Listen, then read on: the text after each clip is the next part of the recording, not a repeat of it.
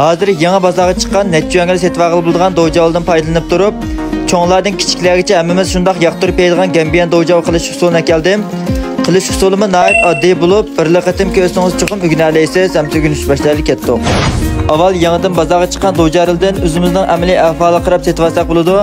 Mana mush dojalarning hammasi faqat 2 yuanga setib olgan, ba'zi haqiqatan azankan. Dojavning 2-5 yil o'tgandan keyin suvda ravrs yuvilib, cho'ng kichikligini muvofiq qilib suratdagidek mana mushallasi to'g'rab tayyor qilib olamiz. Ondan qozonga ko'proq miqdorda may qo'yib, mayni ravrs qizitib olgandan keyin dojavni silib, buni birdam zali qilibla suratdagidek mana shunday qaparib paydo bo'lgandan keyin suz bilib yetamiz. Qozonga bak az miqdorda may qo'yib, mayarlash ko'rsatib buni qoraymiz. Bunday qilganda dojav texim yeyishlik bo'ladi.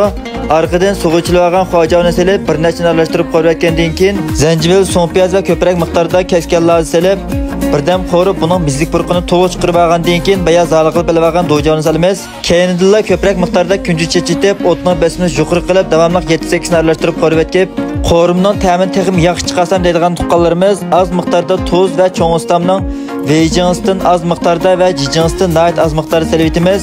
Cho'ng ustamning cho'ngluqi va oila tamoq o'xshatmagan do'stlarimiz cho'ng ustamning testiqlarini sinab baqsanglar bo'ladi. Buni uzoqroq qo'rib, testiqlarni to'liq eritib olgandan keyin nihoyat az miqdorda achchiq suvni qozondan cho'risiga chechibla, yana davomli bir necha aralashtirib qo'ribla taxsiga ilib iste'mol qilsak bo'ladi. Endi oxirida chiqqan tomoqlarimdan ozroq foydalanish qimmat topa olgan tuqqanlarimiz haqsiz yurakdan birini besa, Penlar rayoniga gullarni ko'plab yo'llab qo'ysanglar, qo'llagan tuqqanlar ko'pdan ko'p rahmat.